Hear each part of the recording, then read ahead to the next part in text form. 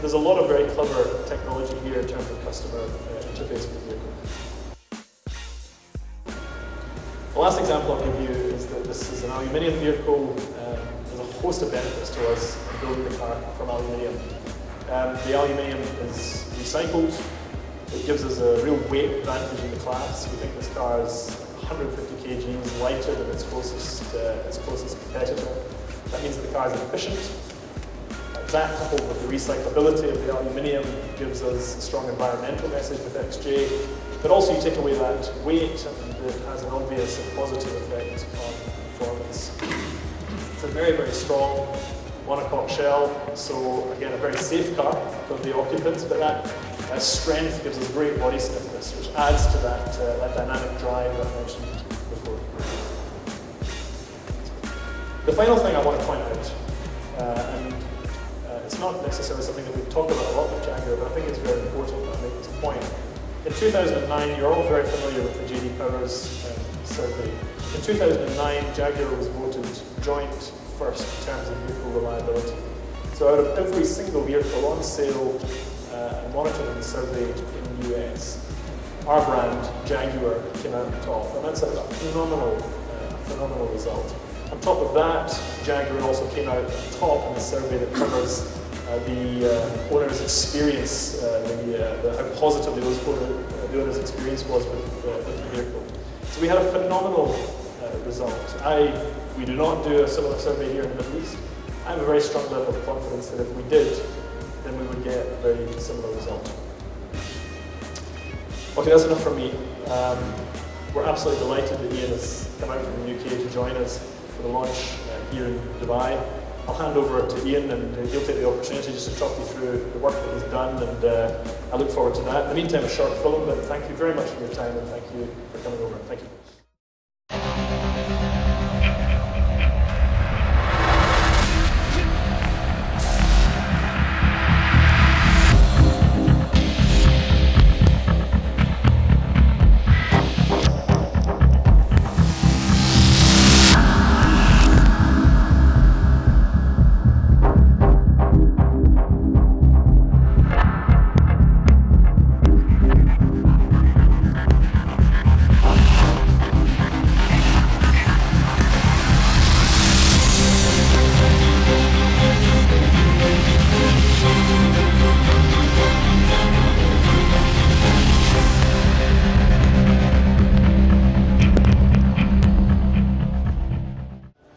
I know you're all interested to see the new XJ, and you can see in a minute, we'll take the cover off it.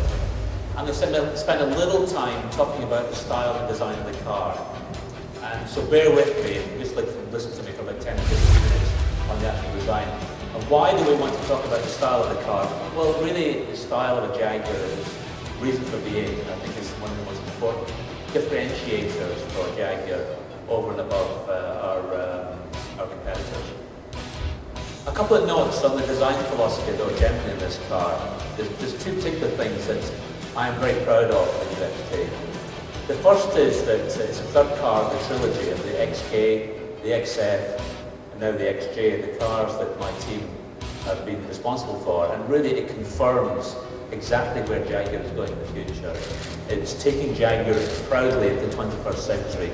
And I think it's quite clear that people are looking at it quite differently now. We're no longer the traditional heritage-bound car company. We're a modern car company. It's exactly where we should be. The second thing is, and this really refers to where we should be, is this car was in fact inspired by the original XJ. I grew up in the 60s, I remember when the car came out.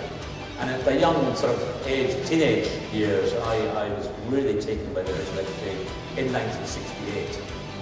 And the thing that struck me about that car was how modern it was, how great the proportions were, and really the effect of the car on the buying public was really quite astonishing. It was a very bold design. And so what I wanted to do for this car was to create something that was equally bold and equally dynamic as that car was then. And I was very privileged to be around when that car came out to understand exactly what it meant. We didn't want to reiterate the XJ literally, as we had been doing for a while. We wanted to reinvent it, suitable for the 21st century. Now, there are two things when we design a car that I really feel very, very strongly about.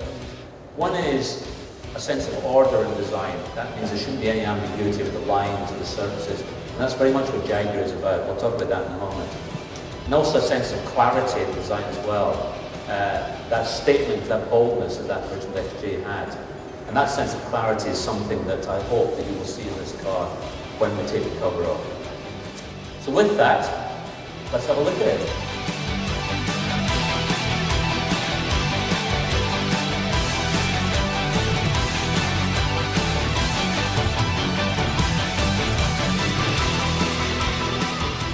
Okay, the new XJ. I hope that I'm sure you've seen pictures of it before.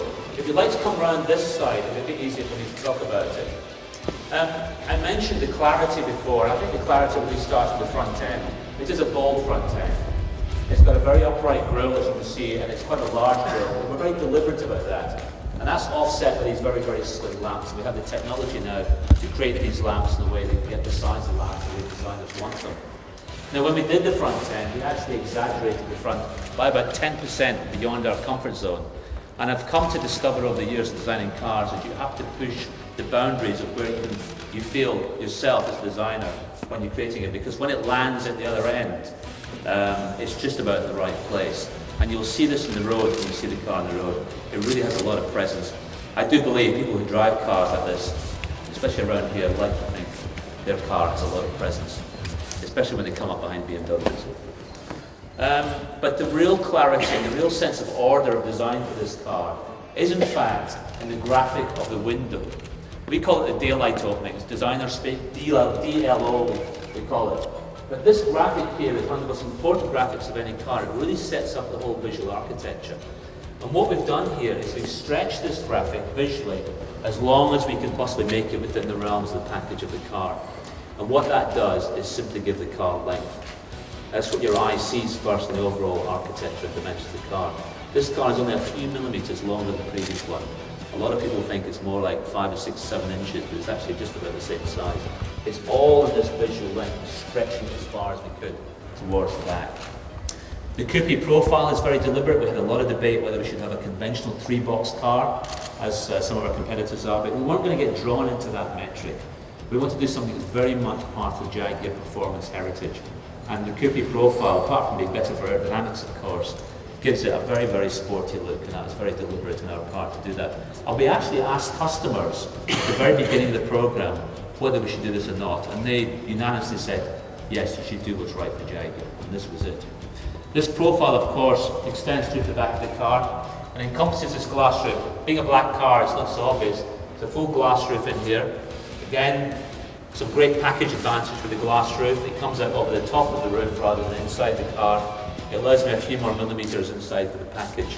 It allows us a slightly more streamlined roof line as well. Now coming towards the back of the car, we've got these pillars. Again, it's not so obvious in this one, but these pillars are always going to be in a very